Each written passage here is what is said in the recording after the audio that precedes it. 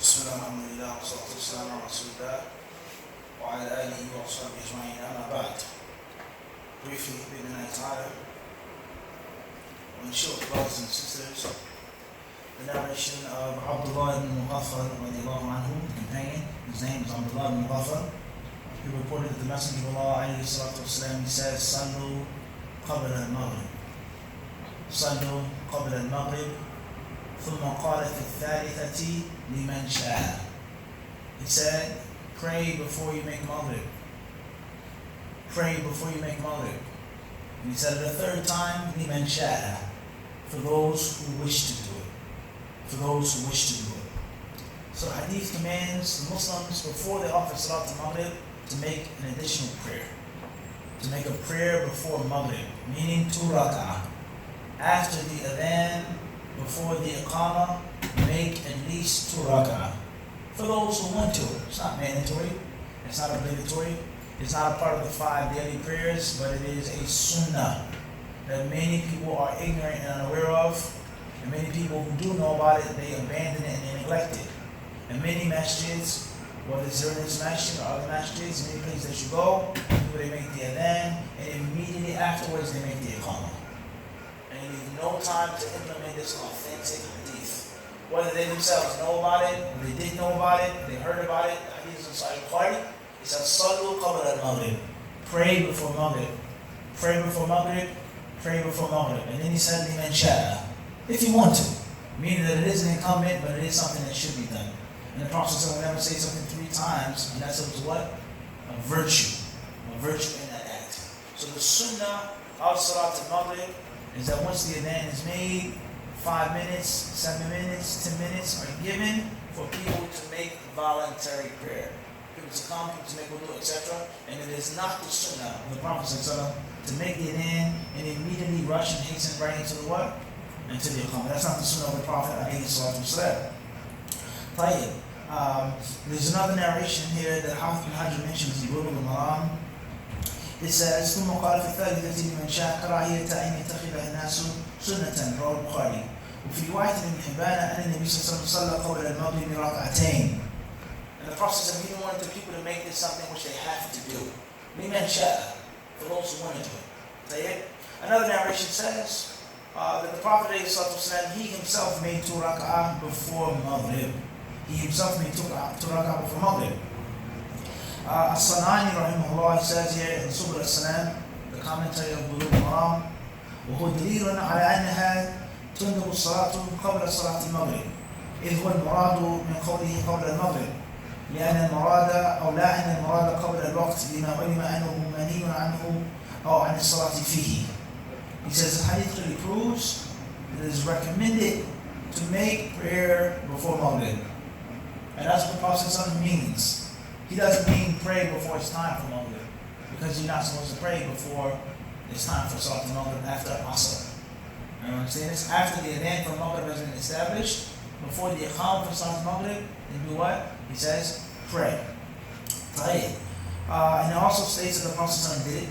وَلِمُسْلِمٍ عَنْ أَنَسٍ قال كنا نصلي ركعتين بعد غروب الشمس وكان النبي صلى الله عليه وسلم يرانا فلم يأمرنا ولم ينهنا.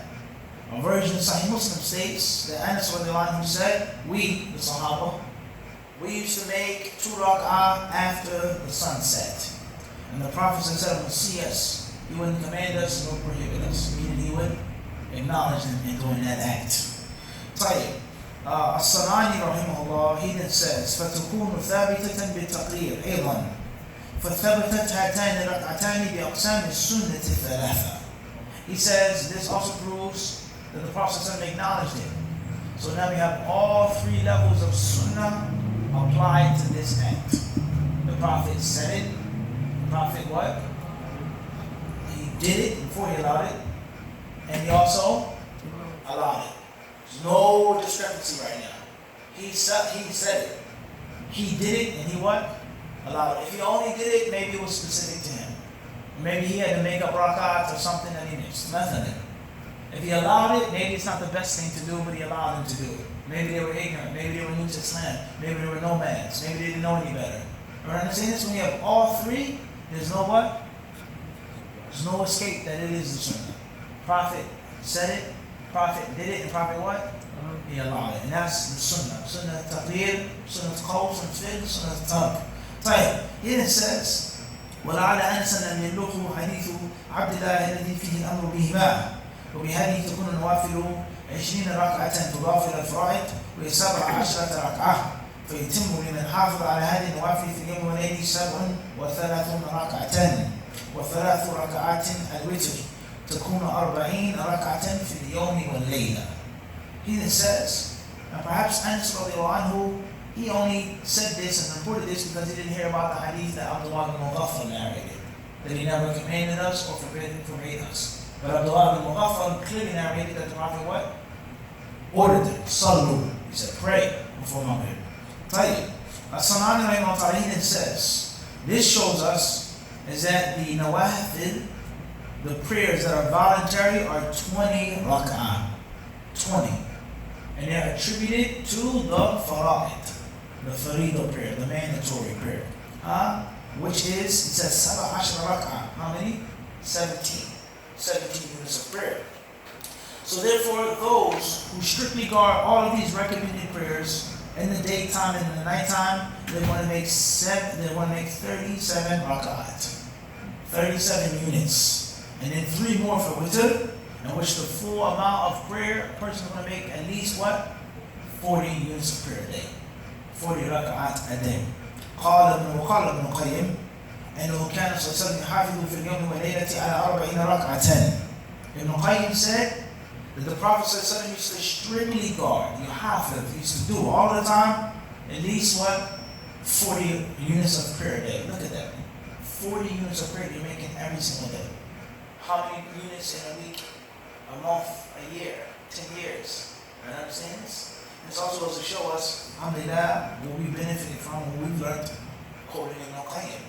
This is a Sanani, rahimahullah, who's a great scholar, and he also what? Quote Ibn Qayyim. This is one of the reasons why we always what? Quote Ibn Qayyim. Ibn Qayyim was powerful. And he was acknowledged by the people who came after him who were ulama themselves. As-Sanani, he said, Ibn Qayyim said, meaning Ibn Qayyim said where? Where did Ibn Qayyim speak about how many rak'at the Prophet prayed in a day or night? Take a guess. Ibn Qayyim's book, a book of Ibn Qayyim, when she's talking about the Prophet's prayer. Hasn't, but he's not going to call it that. He quotes Ibn Qayyim many times. He says Al-Hadi. He calls the book what? Al-Hadi, the guidance. Because the book is called Zad al-Ma'ad fi Hadi Khayr al-Ibad. Like last night, huh? Miftah al-Sunnah, Miftah al-Jannah fi al-Ihtijaj al-Sunnah, the rhyming scheme. Fath al-Bari bi Shar'i Sahih al-Bukhari. Subul al-Salam ila Bulugh al-Quran. The Quran, do everybody understand this or not? So his book is called Zad al-Ma'ad, Provisions for Resurrection, for thereafter. Fi Hadi Khayr al-Ibad, concerning the guidance of the best of Allah's what? Servants. So when he quotes Ibn Qayyim, he says Al-Hadi. Also Ibn Hajar, rahimahullah, Fath al-Bari, he quotes Ibn Qayyim, he says Fi Hadi. The book was called Al-Hadi. So to show you, Ibn Qayyim was known and infamous and famous what? During their times as well. Ibn Qayyim came before Ibn Hajar. He died about almost 100 years before him, roughly. Am I doing this or not? Even though there was a great deal of controversy surrounding Ibn Qayyim, and a great deal of controversy surrounding his teacher, Ibn Taymiyyah. And oftentimes they would quote him without mentioning his name. Other scholars did that as well, such as Ibn Abi al-Hanafi, rahimahullah. He would quote Ibn Taymiyyah without saying his name. His name was hot. You said that name, you what? You were marked. Everyone understand this? But the words were so what? Profound. He had no choice but to what? Use them. There's been times I found Ibn Qayyim's words and Ibn Taymiyyah's words word for word in Ibn Abi al-Hanafi. Word for word, but he never says it's what they said. You understand this? Right, move forward. Ibn Qayyim, he says, that's all side benefits. That's on the side. He says that the Prophet used to strictly guard 40 rakat during the day and during the night. 17 al-fara'id, 17 of the what? Mandatory. 2 for Fajr, or not, let's not start with Fajr. We start for what? Dhuhr. Start off with Dhuhr, right? 4 for Dhuhr, 4 for Asr, that's 8. 3 Maghrib is 11. 2 for Isha is? 4 for Isha is 2. 4. So how many we have so far? 15. 2 Fajr is? 17. He says, وَاثْنَتَيْ عَشْرَةَ الَّتِي رَوَتْ حَبِيبًا. And 12 Nawafil, Habiba narrated. She narrated, those who strictly guard 12 units will have a house built for them what? In paradise, in Jannah. وَإِحْدَى عَشْرَ صَلَاةَ اللَّيْلِ. And 11 rak'at at what? At nighttime. Narrated by who? He doesn't mention here, but who narrated them? Aisha. Aisha, فَكَانَتْ أَرْبَعِينَ رَكْعَةً. And he says here, so therefore the total amount is what? 40. But the symbolicism of what number? 40. طيب, he says, ولا يخفى عنه بلغ عدد ما ذكر أو ذكر هنا من النوافل غير الوتر 22 إن جعلنا الأربعة قبل الظهر وبعد داخلة تحت الاثنتان في حديث ابن عمر ويزاد ما في حديث أم حبيبة التي بعد العشاء فالجميع 24 ركعة من دون الوتر والفرائض. And then As-Sanani, and look at the beauty of this, he doesn't suffice himself with what Ibn Qayyim said. He acknowledged him, he quoted him, but he doesn't what? Blindly follow him. And just submit his mind because Ibn Qayyim is a great scholar, and that's it. No. Ibn Qayyim missed something or left out something, or there's more to be done, then what? He does it, and it's not disrespect to what? Ibn Qayyim. And we're doing this? Like the brain dead people today. Who say that you go against this one and that one, you disrespected someone, you're not lying. Doesn't what? Doesn't mean that. Everybody understands? Allah gave a brain to what? Every human being. So Sanani Rahimahullah, he says, وَلَا يَخْفَى. Listen carefully. He says, وَلَا يَخْفَى. He says it isn't hidden. It's known and clear that it's much more than just what? 40. So he quotes, or he mentions other numbers.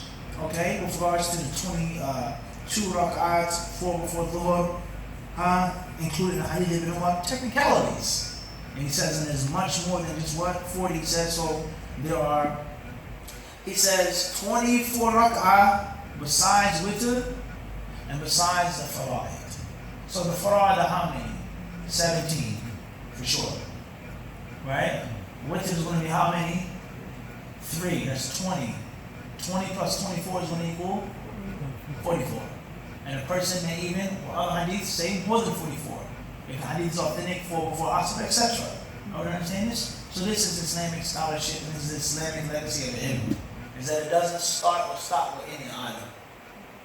It's a constant process of what? Sifting and investigation, and digging and sophistication until the final polished product is what? Give it to you.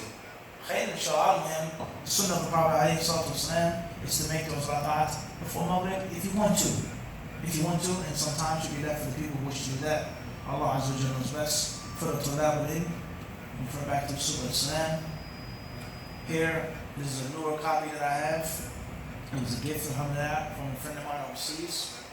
And students of knowledge, Bulugh al-Maram is one of the most important and beneficial books to study of comparative fiqh and sharh al-hadith, fiqh al-hadith. One of the best and most important books. It's a book that the student benefits from, the scholar benefits from, and the layman benefits from. And in my personal opinion, the best sharh of the book, hands down, is Sanani sharh. The book of this contemporary scholar, of this one and that one, is beneficial. Bassam, Fawzan, Al-Taymin, so on and so forth. Al-Badr al-Tamam, الذي هو أصله المختصر من البدر التمام. جاء من قبلكم أنتم أصحاب اليمن. الفقه يمان. طيب.